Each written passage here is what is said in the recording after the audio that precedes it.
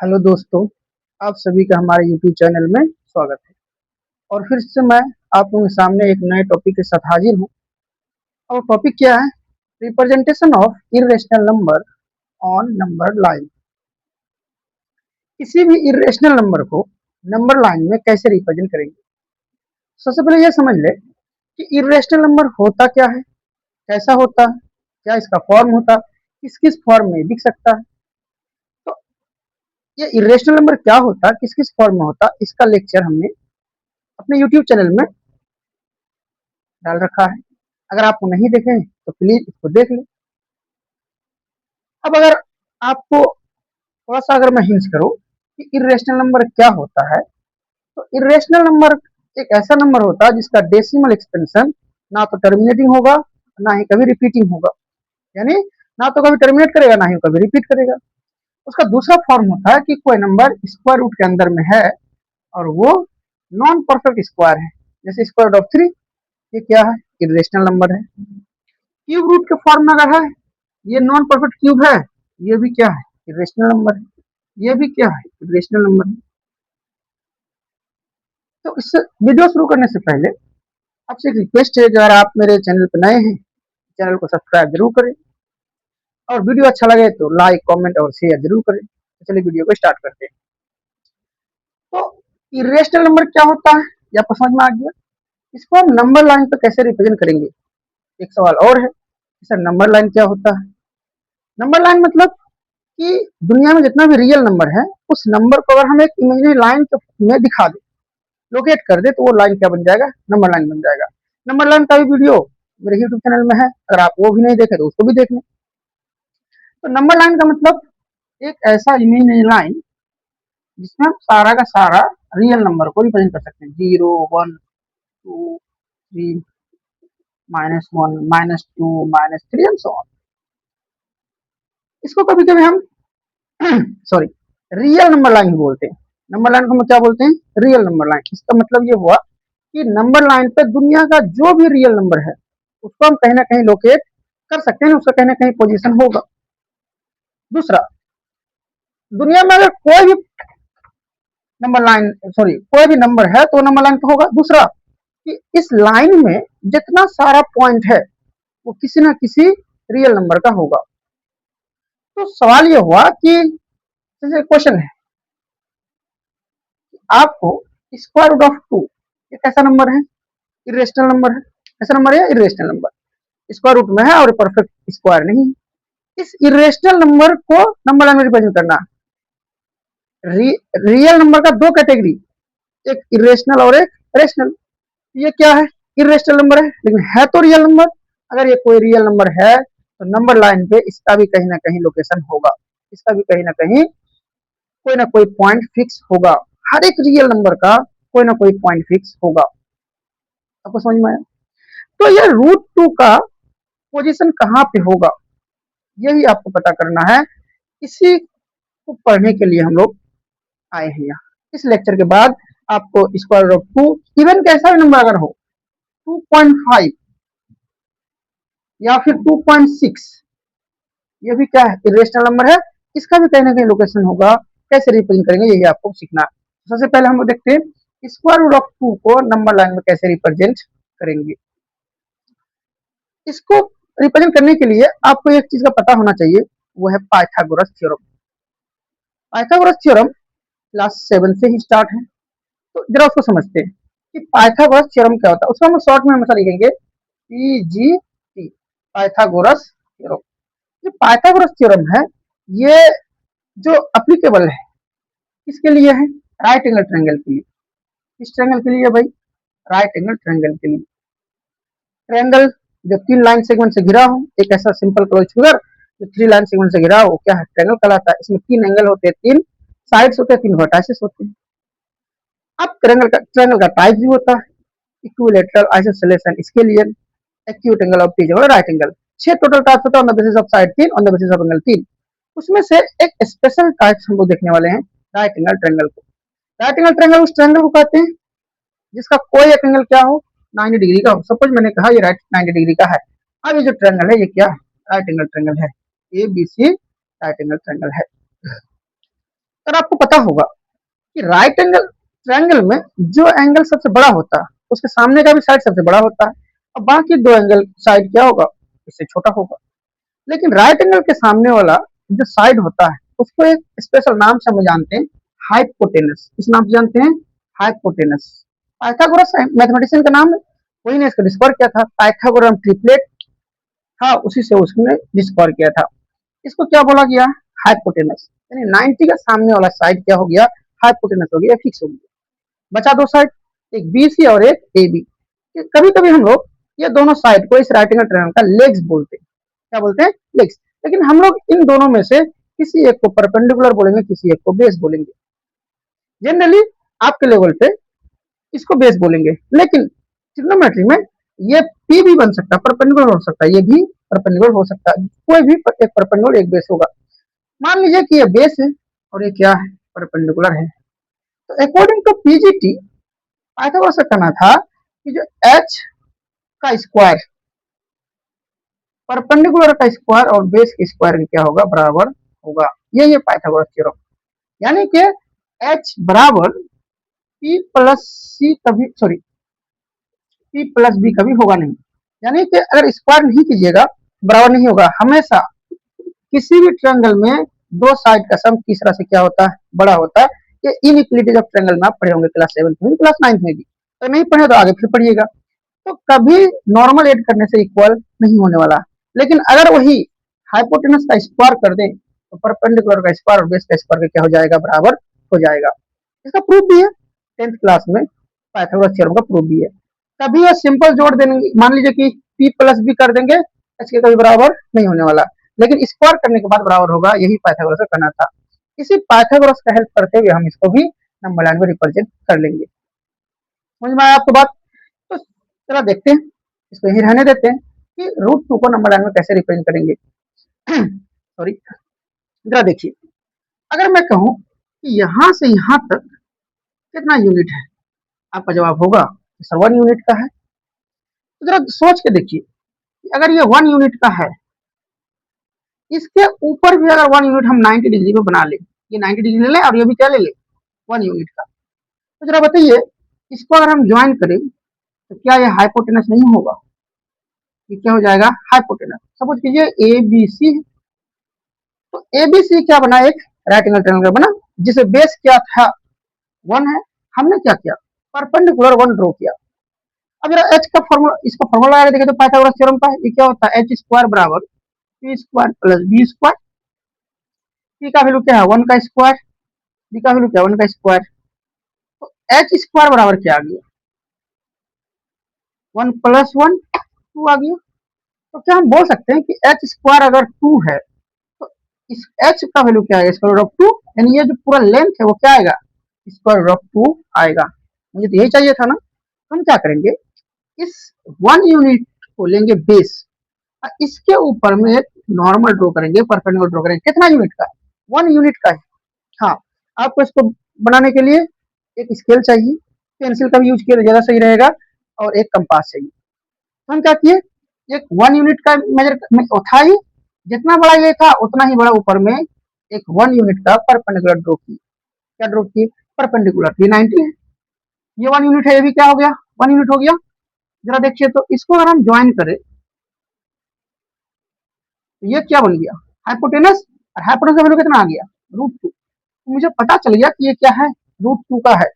अब अगर इस √2 का लेंथ को नंबर लाइन पे लेकर आ जाए सॉरी, तो वही क्या होगा, स्क्वायर रूट 2 का लोकेशन होगा, वही पॉइंट फिक्स हो जाएगा। तो हम क्या करेंगे, कंपास की मदद से इसको मिला देंगे नीचे, कहीं आके मिल गया। यहाँ मान लीजिए ये क्या हो गया, √2। कहाँ से कहाँ तक, इस वो 0 से लेके ये पॉइंट तक कितना है, √2 बन गया।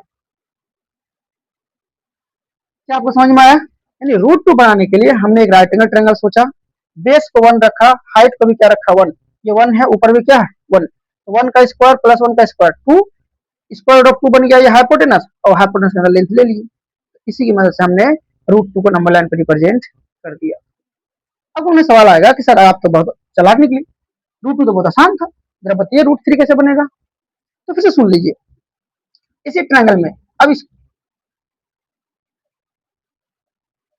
इसी ट्रायंगल में जरा सोच के देखिए तो यहां से यहां तक इस पॉइंट तक कितना है √2, यानी अगर बेस को हम ले रहे हैं इस बार √2, देखिए एच स्क्वायर बराबर सी स्क्वायर प्लस बी स्क्वायर मुझे लगाना है।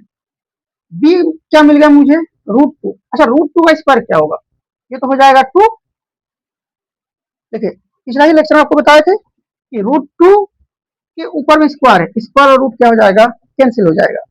यहाँ बचा क्या 2 आ गया, लेकिन मुझे चाहिए क्या 3 चाहिए ना, क्या चाहिए स्क्वायर रूट 3 चाहिए, मुझे अंदर में चाहिए 3। तो 2 में कितना जोड़ेंगे 3 बन जाए, तो 1 जोड़ना पड़ेगा। 1 का मतलब अगर हम 1 का स्क्वायर करें इसका मतलब p को क्या लेना पड़ेगा, फिर से 1 लेना पड़ेगा। तो h बराबर क्या आ गया भाई 3 आ गया, सॉरी h स्क्वायर बराबर 3 आ गया, तो h बराबर क्या आ गया स्क्वायर रूट ऑफ 3। कहने का मतलब ये हुआ कि हाइपोटेनस 3 लेने के लिए आपको बेस क्या लेना पड़ेगा √2 और उसको ऊपर कितना यूनिट लेना पड़ेगा 1 यूनिट। हम क्या करेंगे इस बार √2 का इतना नहीं लेंगे, √2 क्या था बेस, और अपने को क्या रखेंगे 1 यूनिट। 1 यूनिट मतलब 0 से 1 तक कितना था रख दिए 90 डिग्री, ये हो गया। ये होगा क्या हाइपोटेनस निकाल के देखिए तो ये √2 था, ये क्या है 1 यूनिट का लिया ना, तो क्या बनेगा √3। मतलब ये हुआ कि अगर मुझे √3 निकालना है तो पहले √2 को ड्रॉ करना पड़ेगा, बिना √2 को रिप्रेजेंट किए √3 नहीं निकाला जा सकता। तो हुआ क्या √2 यहाँ तक है, इसके ऊपर हम क्या कर लिए 1 यूनिट फिर से खड़ा कर दीजिए। अब ट्रायंगल इसको सोचना है, इस पॉइंट से लेके एक ट्रायंगल बेस √2, हाइट क्या हो गया यानी परपेंडिकुलर क्या हो गया 1 यूनिट। अब हम ये वाला हाइपोटेनस लेंगे इस ट्रायंगल का, ये जो हाइपोटेनस होगा ये क्या होगा √3 का होगा, और इसको ला के हम मिला देंगे, जहां आके मिल जाए यहाँ से यहाँ तक क्या बन जाएगा, इसको आप नोट कर लिए, इसको मिटा दे रहे हैं, यहाँ से यहाँ तक क्या बनेगा √3 का होगा। कहिएगा कि सर √4, ये √4 कैसे बनेगा, तो स्क्वायर रूट ऑफ 4 का वैल्यू क्या होता भाई 2 होता, यानी आपको √4 दिखाना है मतलब 2 को दिखाना, ऐसा हम ऐसे नहीं मानेंगे। आप इसी मेथड से निकाल के देखिए, तो क्या कीजिएगा √3 को बेस लीजिएगा यहाँ से यहाँ तक, इसको बराबर में खड़ा कीजिएगा, इस हाइपोटेनस को ज्वाइन कीजिएगा तो आके वहीं पे मिलेगा, मिलेगा ही मिलेगा। क्या बन गया वो √4 यानी 2 पे आके मिल जाएगा। तो आपको √2 समझ में आ गया, √3 समझ में आ गया, √4 तो कहीं पूछेगा नहीं क्योंकि √4 क्या रेशनल नंबर है, उसका वैल्यू 2 आता है। अगर आपसे पूछ दिया जाए कि सर आप बताइए √5 कैसे होगा इसके लिए इसको थोड़ा साफ से बनाते हैं फिर से। अगर आप समझ गए होंगे जरा अपने से बना के देखिए, वीडियो को पॉज करके देखिए कि √5 बनेगा कैसे। उम्मीद करते हैं कि आप ट्राई किए होंगे। अब आप मेरा आंसर देखिए, सबसे पहले क्या करेंगे हम एक नंबर लाइन बना देंगे 0 1 2 3 -1, इधर कुछ भी लिख सकते हैं आप, ठीक है।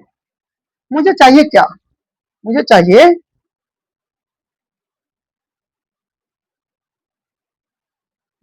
√5, क्या चाहिए मुझे √5। अब जरा सोचिए √5 करने के लिए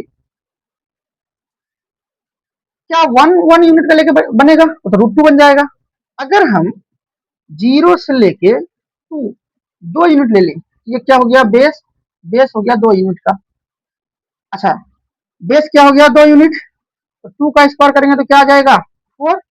मुझे चाहिए क्या स्क्वायर रूट में 5, इसका वैल्यू क्या होना चाहिए 1, क्या होना चाहिए 1। तो यहाँ 1 का स्क्वायर करें तो इसका मतलब परपेंडिकुलर कितना चाहिए मुझे 1 चाहिए, यानी कि इस बार हम 1 पे रख के 1 यूनिट नहीं करेंगे परपेंडिकुलर, 2 पे रख के 1 यूनिट लेंगे। तो हम क्या करेंगे इस बार 2 पे परपेंडिकुलर ड्रॉ करेंगे, कितना यूनिट 1 यूनिट का, ये 90 हो गया। इस बार जो हाइपोटेनस होगा वो क्या होगा, वो होगा √5।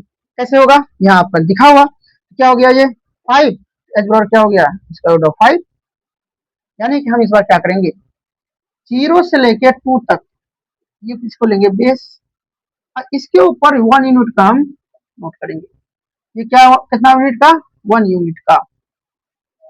आप लिखिएगा अच्छा से, हमको मिटा दीजिए। तो ये जो हाइपोटेनस होगा ये कितना यूनिट का होगा, ये √5 का होगा। अब हम कंपास की मदद से इसको सेंटर मान के ला के इसको मिला देंगे, ये क्या हो गया √5। आई बात समझ में आपको। अगर आपको √6 बनाना हो तो √6 के लिए क्या करेंगे हम पहले √5 तो बनाएंगे, √5 के ऊपर अच्छा से ड्रॉ किए इसको, तो √5 के ऊपर क्या करेंगे हम 1 यूनिट खड़ा करेंगे। ये जो हाइपोटेनस होगा लाके मिलाएंगे √6, √7 के लिए √6 के ऊपर 1 यूनिट लेंगे, √8 के लिए √7 के ऊपर 1 यूनिट लेंगे, √9 तो 3 पे चले जाएगा। यानी इसी तरीके से अगर आपको √n बनाना है तो सबसे पहले आपको √n-1 बनाना पड़ेगा। ये जब बन जाए इसके ऊपर 1 यूनिट का लीजिएगा तो √n बन जाएगा। यानी आपको अगर √10 बनाना है तो पहले 3 के ऊपर रख देंगे, क्योंकि 3 का स्क्वायर 9 होता। 11 बनाना है तो पहले 10 बनाना पड़ेगा। आए आपको बात समझ में?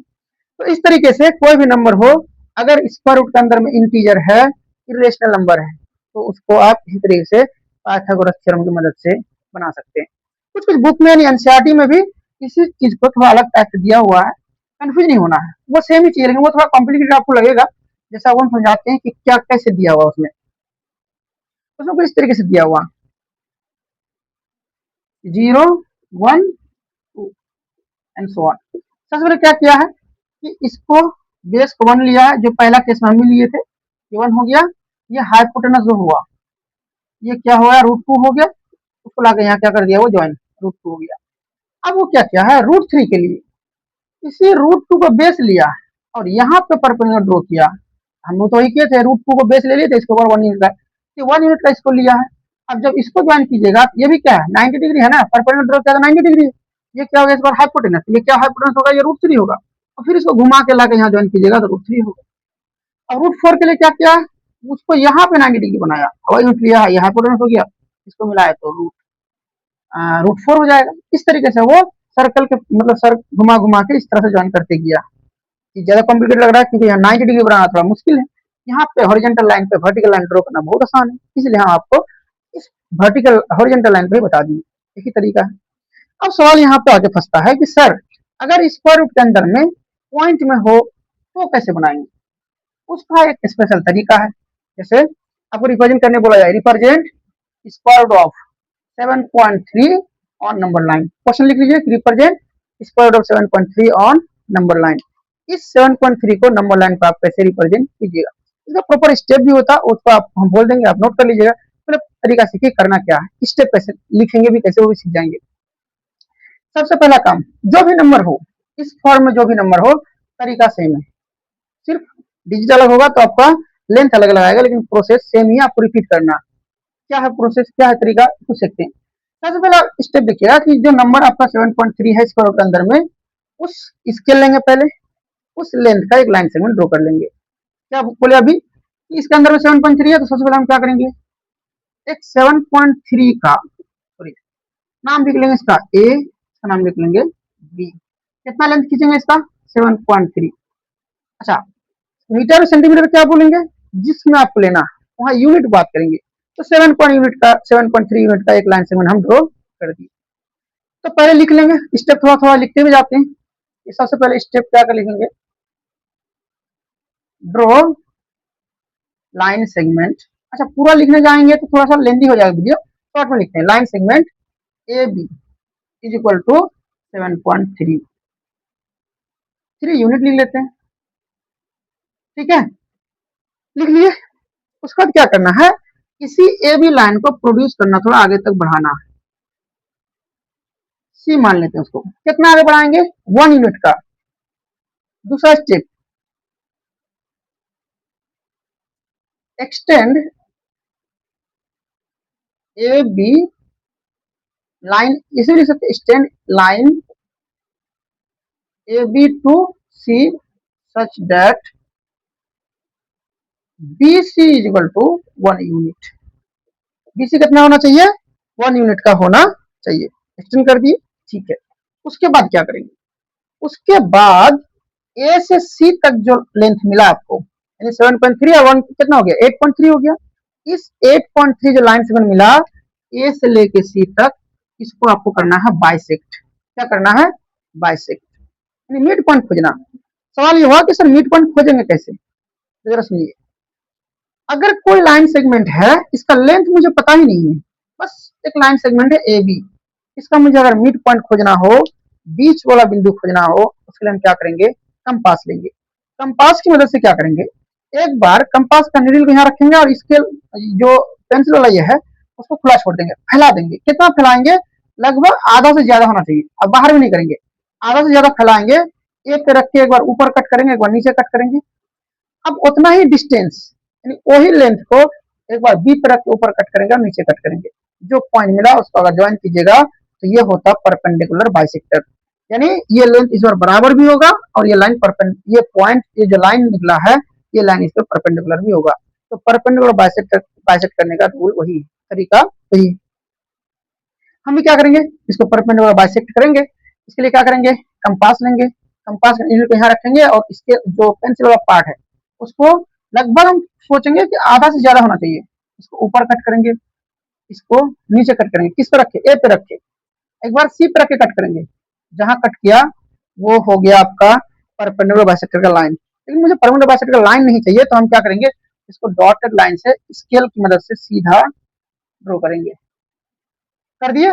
यहाँ पे आके ये पॉइंट कट किया, इसका नाम हम लोग रखते हैं ओ। क्या रख लेते हैं इसका नाम, ओ। तो क्या किया, उस स्टेप को यहाँ लिख लेते हैं। स्टेप क्या है कि स्टेप 3 फाइंड मिड पॉइंट मतलब बीच वाला बिंदु, मिड पॉइंट ओ ऑफ ए सी। ए सी का हम लोग क्या किए, मिड पॉइंट निकाल लिए। ए सी मतलब जो एक्सटेंड किए थे वहां तक का, ठीक है। इस मिड पॉइंट का हम लोग ओ नाम रख दिया। अब क्या करना, ओ को सेंटर मान के और ओ ए या ओ सी को रेडियस मान करके आपको एक सेमी सर्कल ड्रॉ करना। स्टेप क्या लिखेंगे, पहले कर देते हैं। ओ को सेंटर यानी कंपास नीडल को यहाँ रखेंगे और इसको रेडियस बनाएंगे, पूरा घुमाएंगे इस तरीके से। घुमा दिए, अच्छा से घुमाइएगा आप तो बहुत अच्छा डायग्राम भी बनेगा, खूबसूरत डायग्राम बनेगा, देखने में अच्छा लगेगा।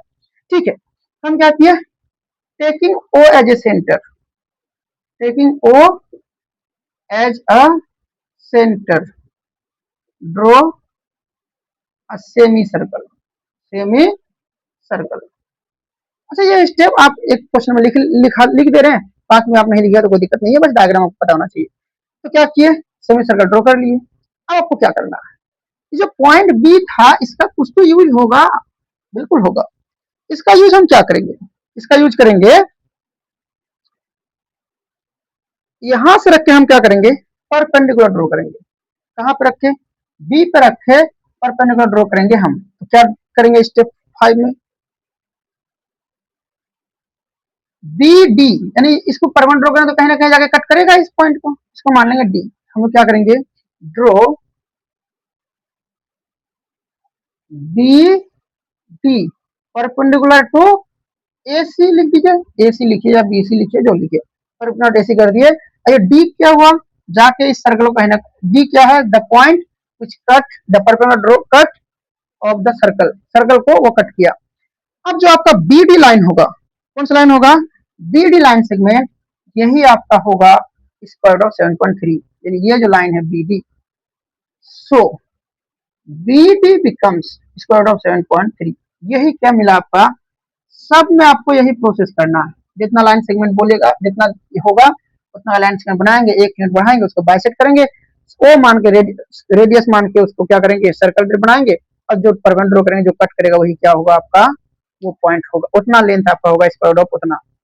अब इसको हमको क्या करना, नंबर लाइन पे दिखाना है ना, हम क्या करेंगे, इस लेंथ को कंपास की मदद से लाके यहाँ दिखा देंगे। ये जो डिस्टेंस होगा बीई, बीई और बीसी, बीडी क्या है, बराबर है, तो ये जो बीई निकला यही निकला आपका स्क्वायर रूट ऑफ 7.3।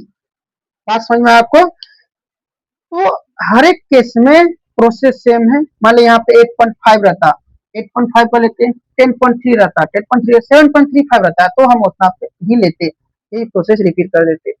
एक कैटेगरी का क्वेश्चन अच्छा और पूछा जाता है, वो कैटेगरी क्या है कि सर मान लीजिए, इसको मिटा देते हैं, ये तो आप सीख गए हैं। अगर इसके अंदर में ऐसा रहे, यही क्वेश्चन मान लीजिए ऐसा क्वेश्चन रहे, 1 प्लस 7.3 का स्क्वायर रूट, इसको कैसे रिप्रेजेंट करेंगे, तो सबसे पहले आप क्या कीजिएगा, 7.3 को रिप्रेजेंट कर लीजिएगा, 7.3 के बाद 1 यूनिट को इसको आगे बढ़ा दीजिएगा। ठीक है, तो आपको कैसा लगा ये कॉन्सेप्ट, या कैसा लगा ये लेक्चर, आप कमेंट में जरूर बताइएगा, और शेयर जरूर कीजिएगा अपने दोस्तों के साथ, ताकि उसको भी इस कॉन्सेप्ट के बारे में अच्छा से पता चल जाए। Thank you.